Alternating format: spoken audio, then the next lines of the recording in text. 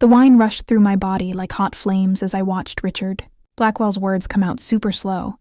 My nails pressed half moons into my hands as everything around me got fuzzy. His voice was kinda quiet but super sharp at the same time. My boy needs someone better than a person from the streets, he said loud to the room packed with his fancy club buddies, work pals, and his family who all froze. Trash from the road in a dress she borrowed, acting like she fits in our fancy life. But sets of eyes turned back and forth between Richard and me, waiting to see if the regular girl dating the rich guy would talk back to the big boss. I felt my heart pounding in my neck as I neatly folded the fancy cloth napkin that cost more than the rent for my very first home. I put it next to my plate of fancy fish, a gay hadn't even touched. Thanks for the meal, Mr. Blackwell, I said, getting up slow. And thanks for finally saying what you really think. My name is Elena. I'm 32 and I built my own business from nothing. This is the story of how I turned a big public embarrassment into the priciest lesson a guy ever got. Elena. Don't. Alex grabbed my hand. I squeezed his fingers soft, then let go. It's okay. Sweetie, your dad's right.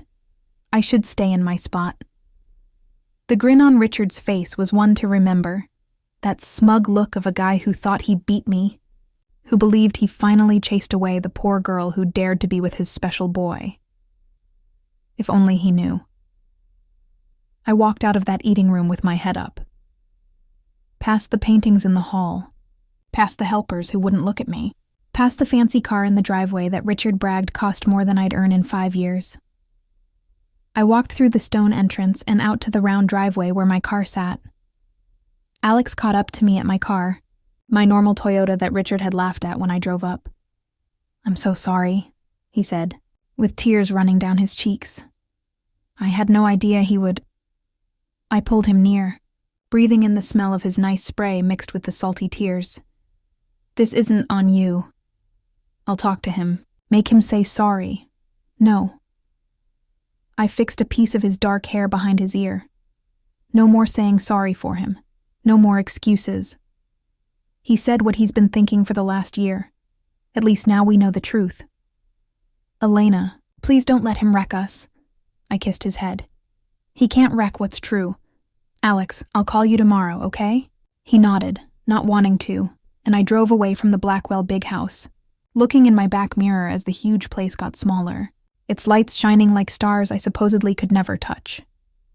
My phone started ringing before I even got to the big road. I didn't answer, knowing it was probably Alex's mom, Sophia trying to fix things, or maybe his sister Emma, giving weird support.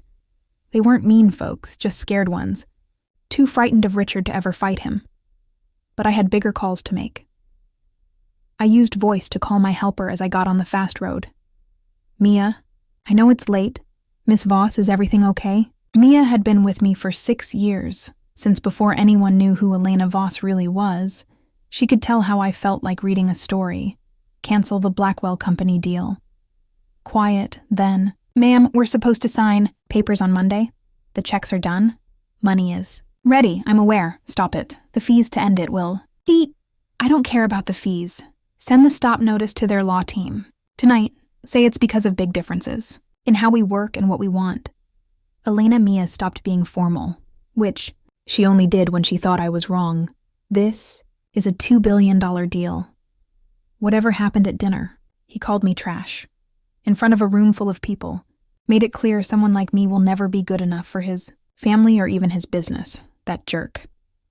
Mia's fingers were already typing fast on her keys. I could hear it through the phone. I'll get the law folks to make the end papers in an hour. Want me to tell the money news people? Not yet. Let him wake up to the real notice first. We'll give it to the news by noon tomorrow. With fun, ma'am. Anything else? I thought for a bit. Yes. Set up a meeting with Starlight Company for Monday. If Blackwell Company won't sell, maybe their biggest rival will. You're going to buy his enemy instead. Why not? Trash has to stay together, right? I hung up and drove the rest of the way to my top-floor home in quiet. The city lights went by blurry, each one reminding me how far I'd come from the kid who slept in safe places and ate free school food. Richard Blackwell thought he knew me, Thought he checked enough to get what kind of woman was with his boy. He knew I'd grown up with no money, that I'd started jobs at 14, that I'd paid for cheap school and then big school with just hard work and too much coffee. What he didn't know was that the tough kid he hated had built a big business world while hiding. That Voss Tech, the company his own was trying hard to join to stay important in tech times, was mine. That I'd spent the last 10 years getting ideas rights, taking good workers, and smartly putting myself to be the big decider in our work. He didn't know because I'd kept it secret, using other companies and trusted bosses as the front. I'd learned early that real strength comes from being thought small, from letting loud guys like Richard think they had all the power. As I drove into my building's car spot, my phone showed a call coming in. Blackwell Money boss David Lang. That was quicker than I thought. David had my own number from our old deal talks where we'd shared numbers for fast needs. Elena, it's David. I'm sorry to call so late. But we just got a notice from Voss Tech ending the deal. There must be some mix-up. No mix-up, David, but we're set to sign Monday. The leaders already said yes. Owners are waiting. Then the leaders should have thought about that before their top guy shamed me in public at dinner tonight. Quiet, then softly. What did Richard do? Ask him yourself.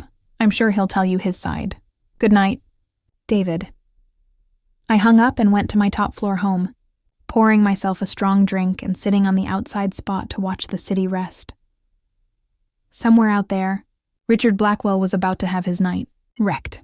I wondered if he'd figure it out right away, or if it would take time to see that the trash he pushed away controlled the one thing his company needed to live through the next money. Here, my phone buzzed. Alex calling. I let it go to message. Not sure I could keep my mad at his dad away from my love for him. He didn't deserve to be in the middle. But some fights can't be skipped. By morning, my phone showed 47 missed calls. Richard had tried calling me 6 times himself, which must have hurt him bad. The mighty Richard Blackwell lowered to keep calling someone. He said was trash. I was looking at money. Reports over breakfast when Mia called. The money news. Folks heard about the ended deal. Big news wants. A word from you. Tell them Voss Tech has chosen to look at other chances that fit better with our ways and dreams for tomorrow. Vague. And tough, I love it. She waited. Also, Richard Blackwell is in the waiting area. I almost spit my drink. He's here. Showed up 20 minutes ago.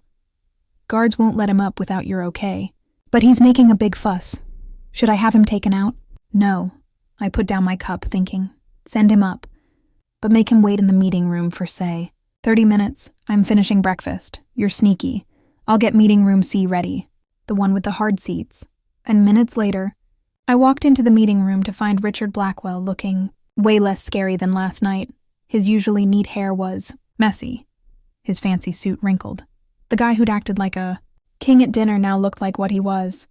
A worried top boss seeing his company's future disappear. Elena, he stood when I came in, and I could see it hurt him.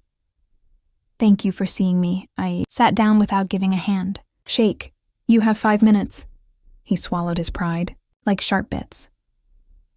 I say sorry for last night. My words were wrong. Wrong? I laughed. You called me trash in front of all your fancy friends. You shamed me in your own house at your own table while I was there as your guest and your boy's girlfriend. I was tipsy. No. I stopped him. You were true, tipsy words. Real thoughts. You thought I was lower than you from the time Alex brought me last year. You just finally said it out loud. Richard's mouth got tight. Even now, even needing help, he couldn't fully hide his hate. What do you want? A sorry? You have it. A public word. I'll make one. Just, the deal needs to happen. You know it does. Why? Excuse me. Why does it need to happen? Tell me why I should work with someone who deep down doesn't respect me. Richard's face got red. Because it's work. It's not about feelings. Everything is about feelings when you make it that way. I stood up. You checked on me, right? Dug into my past. Found out about the care homes, the free food plans, the late jobs at storage places to pay for books. He nodded, not wanting to. But you stopped there. You saw where I started and thought that was all. You never looked at where I was heading. I walked to the window, pointing at the city below. Do you know why Voss Tech does well, Richard? Because you have good stuff. Because I remember being without food. Because I remember being ignored, not seen, thought small. Every person we hire, every deal we do, everything we make, I ask if we're making chances, or just guarding special rights. I turned back to him. Your company stands for everything I built mine to go against. Old riches, guarding old thoughts, keeping the door shut to anyone who didn't get their spot from family. That's not, isn't it?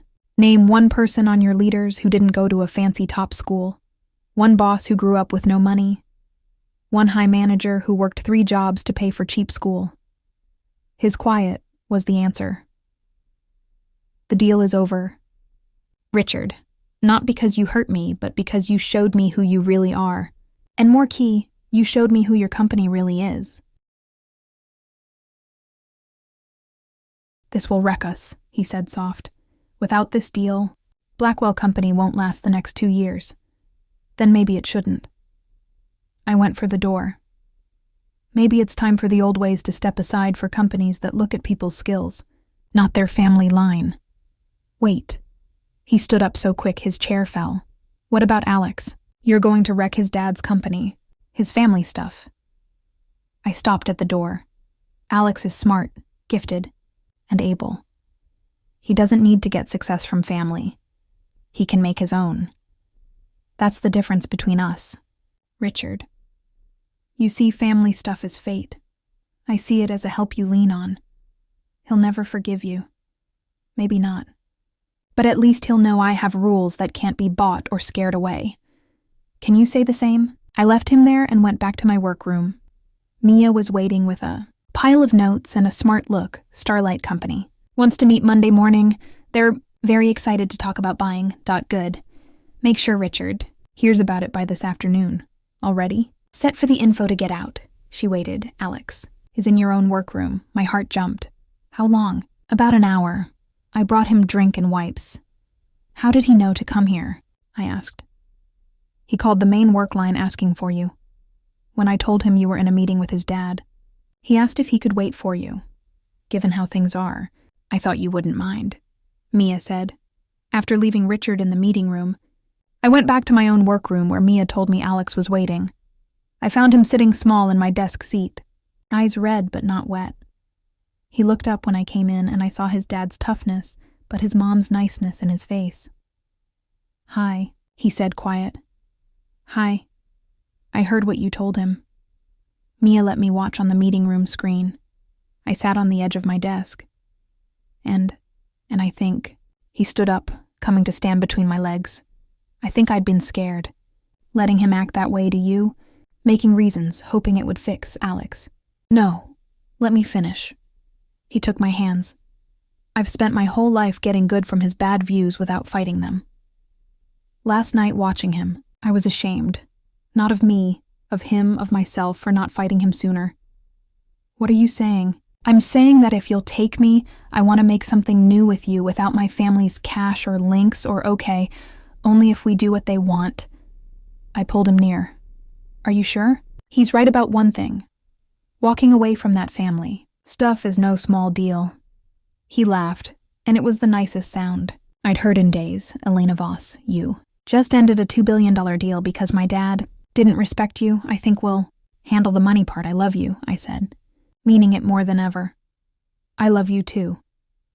Even if you did just start a work fight with my dad. Especially because I started a work fight with your dad. Especially because of that, he said, kissing me. My phone buzzed. Mia again. Ma'am, Richard Blackwell is having a fast leaders meeting. Our friends say they're talking about reaching you straight. Skipping him. I put the phone on loud. Tell them, Voss. Tech might be open to talk a deal with Blackwell Company, under new bosses. Stress on new Alex's eyes got big. You're going to push my dad out of his own company. I'm going to give the leaders a pick, change, or end. What they do with that pick is theirs. He thought about it for a bit, then nodded. He won't go easy. Wouldn't think he would. This is going to get messy. Probably. My mom will cry. For sure. My sister will make another. Bad song about family mess. Help us all, I smiled, and it was sharp and pretty and a little wild. So when do we begin? I smiled back. How about now? And that's how the regular girl dating the rich boy became the boss who knocked down the big place. Not with a weapon or fighters, but with a simple fact. Respect isn't given from family, it's earned. And those who won't give it when it's earned, well, they learn the tough way that sometimes the trash takes itself out and takes all else with it. By the next Monday, Richard Blackwell was no longer top boss of Blackwell Company. By Tuesday, Voss Tech had set a deal with the newly fixed company. By Wednesday, Alex had taken a job as our new head of smart plans, saying no to his dad's offer to pay for a fighting business out of anger.